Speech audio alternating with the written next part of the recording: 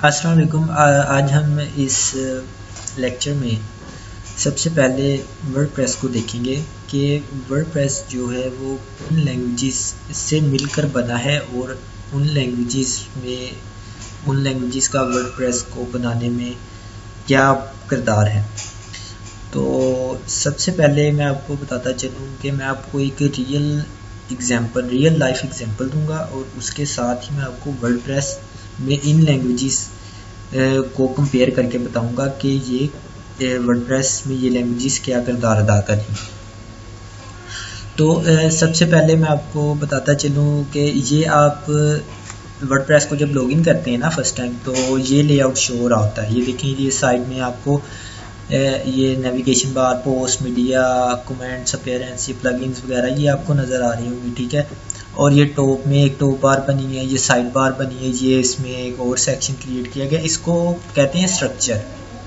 ये एक structure create कर दिया है वर्डप्रेस वालों ने कि इधर हमारी जो है नेविगेशन बार शो होंगी, इधर हमारा मेन स्ट्रक्चर शो हो रहा होगा। जो इसमें हम ऐड करेंगे या अपडेट करेंगे, ये इधर चीज़ें आपकी डिस्प्ले होती जाएंगी ना। तो इसी तरीके से आप एक रियल लाइफ एग्जांपल ले लें कि आप एक स्कूल बनाना चाह रहे हैं, तो आप सबसे पहले उसका एक स्ट्रक्चर क्रिएट करते हैं, ठीक है ना। आपने एक स्कूल बना लिया, स्कूल बनाने से पहले आप उसका एक स्ट्रक्चर क्रिएट करवाते हैं, ठीक है। वो स्ट्रक्चर में होता है कि आपका एक पहले मेन गेट होगा, उससे एंटर होंगे। एंटर होते ही आप चाहें तो प्रिंसिपल का ऑफिस बना दें। उससे आगे आप क्लासेस बना देते हैं कि इसमें फोर्थ, इसमें फिफ्थ सेक्शन का बच्चा बैठा होगा, इसमें फोर्थ क्लास का बच्चा बैठा होगा, इसमें थर्ड का, इसमें नर्सरी, प्रेप या सो ऑन। ये एक एग्जांपल है कि आपने एक स्कूल का स्ट्रक्चर बना लिया।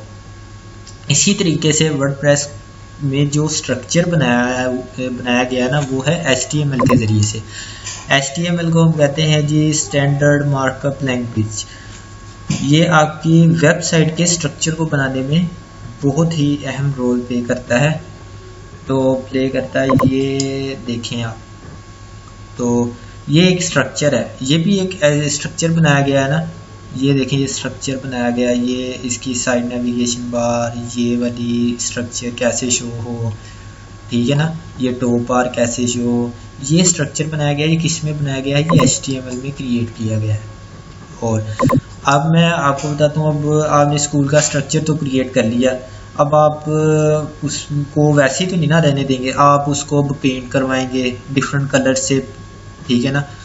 तो जो पेंट हो रहा है या कलर हो रहा है आपकी दीवारों को, स्कूल की दीवारों को, डिफरेंट क्लासेस के अंदर आप कार्टून बना रहे हैं या जो भी आप उसको पेंट करवा रहे हैं क्लासेस के अंदर, प्रिंसिपल के ऑफिस के अंदर दूसरा कलर है, तो इसको हम जो कोडिंग लैंग्वेज में लेके आते हैं तो ये CSS में इस्तेमाल होती है। CSS क्या है? ये कैस्केडिंग स्टाइल शीट है, ठीक है। ये आपके वेबसाइट को डिज़ाइन करने में, यानी उसका जैसे कि अब ये आप ये लें, ये देखें, इसका जो कलर है ये टेक्स्ट का, ये वाइट है।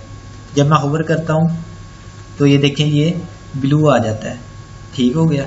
अब ये देखें, साइड नेविगेशन बार में ये डैशबोर्ड का कलर और इसका बैकग्राउंड कलर ब्लैक है और उसका कलर टेक्स्ट है। इसको कहते हैं, इसको हमने स्टाइलिंग दी। ये हमने किसके थ्रू दी, किस लैंग्वेज के थ्रू दी? ये हमने दी CSS के थ्रू।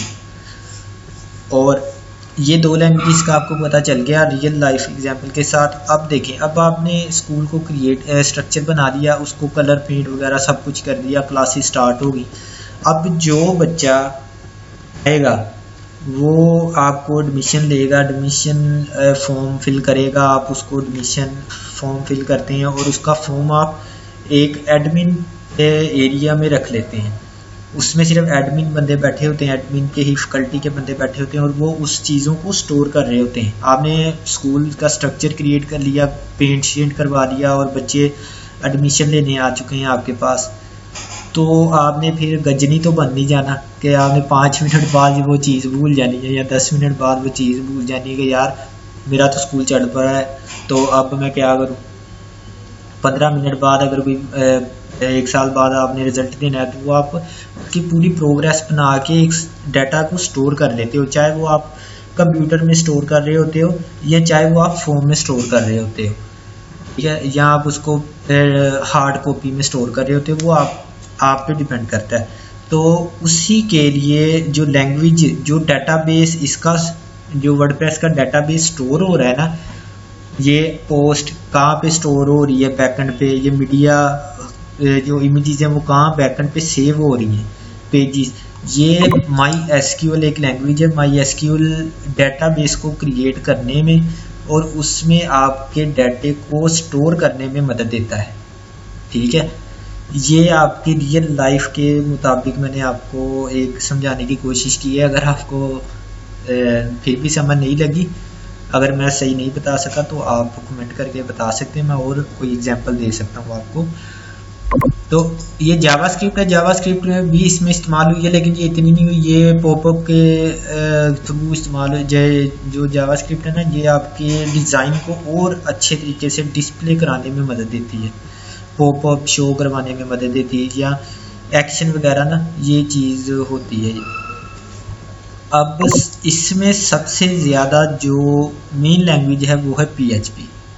माई एसक्यूएल आपको डाटाबेस क्रिएट करके दे दिया उसने, और CSS में आपने डिज़ाइन कर दिया अपने वेबसाइट को, ठीक है, और HTML में आपने अपनी वेबसाइट का स्ट्रक्चर क्रिएट कर लिया है, ठीक है। अब PHP लैंग्वेज क्या कर रही है? PHP लैंग्वेज भी जो है वो मेन, और आपकी मेन इन तमाम लैंग्वेज में से मेन लैंग्वेज आपकी PHP है।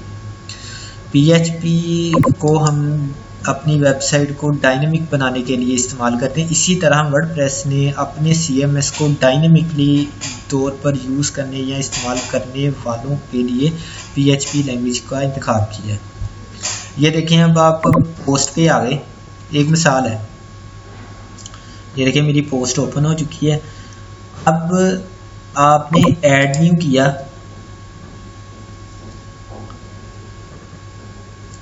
ये ज़रा लोकल हो स्लोली वर्क कर रहा है, तो ये देखें, अब ये ऐड न्यू पोस्ट पे मैंने क्लिक किया और उसने ना उसके रिलेटेड जो ऐड न्यू पोस्ट करने का स्ट्रक्चर क्रिएट किया होगा ना, वो सामने लाएगा। तो उसको हम इस्तेमाल करते हुए मैं अब आपको PHP का रोल बताऊंगा कि PHP का मेन रोल इसमें क्या है।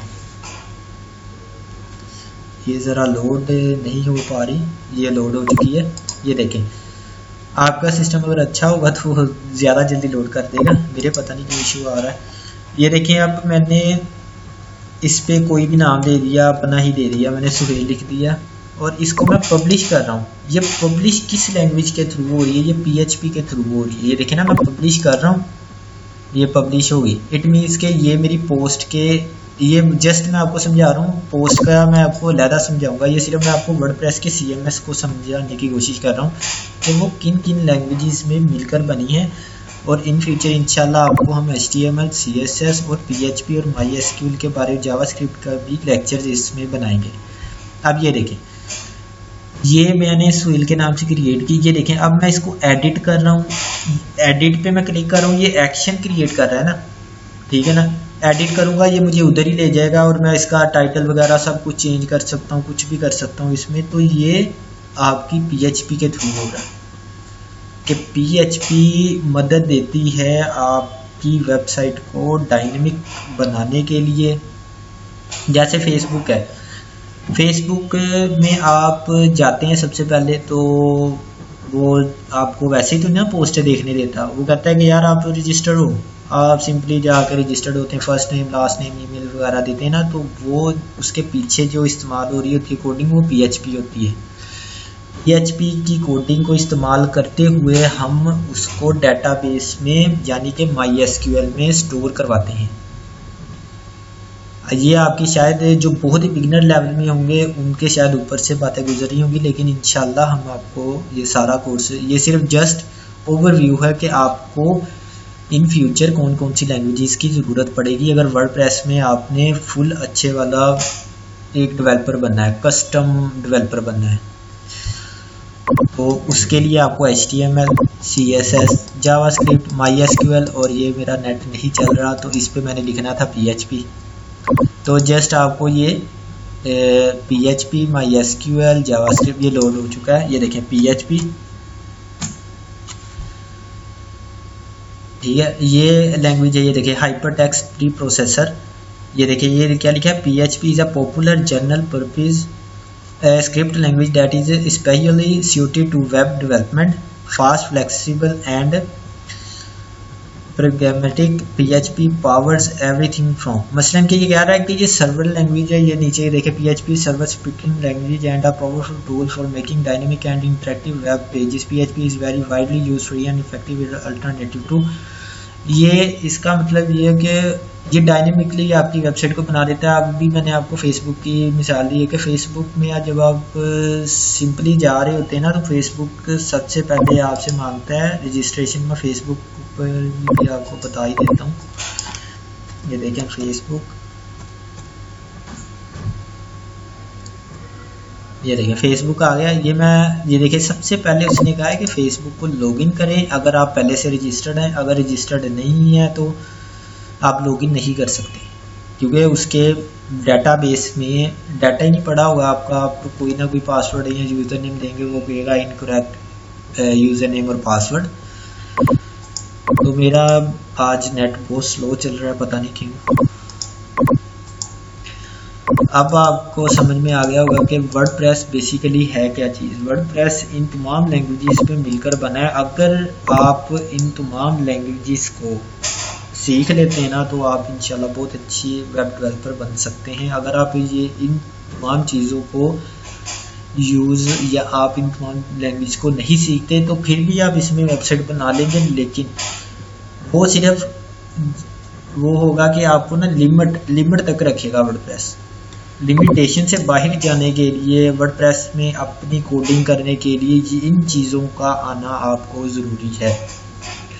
तो हम अब आपको ना इंशाल्लाह अपने चैनल में, ये जो हमारा चैनल है कोड है कि इसमें हम आपको कम्प्लीटली वर्डप्रेस के बारे में बताएंगे। ये मेरा लेक्चर थोड़ा सा लेंथी हो चुका है इस वजह से कि मैं आपको सिर्फ बेसिकली अच्छी तरीके से समझाने की कोशिश कर रहा था, कि समझाने की कि आप समझ सकें कि वर्डप्रेस है क्या चीज़ और वो किन लैंग्वेजेस से मिलकर बना है और उन लैंग्वेजेस को सीखने का आपको फ़ायदा क्या है। उन लैंग्वेजेस को जब आप सीखेंगे तो आप इसके अंदर अपनी कोडिंग एडिट कर सकेंगे और आप वर्डप्रेस को अपने लिहाज से यूज़ कर सकेंगे काफ़ी हद तक। तो इंशाल्लाह अगले लेक्चर में हम इस तमाम जो CMS है ना, इसके तमाम नेविगेशन बार के अंदर जाके, मेन्यूज़ के अंदर जाके एक एक चीज़ को डिटेल से देखेंगे। तो मुझे इजाज़त दीजिएगा, अल्लाह हाफिज़, नेक्स्ट वीडियो के लिए।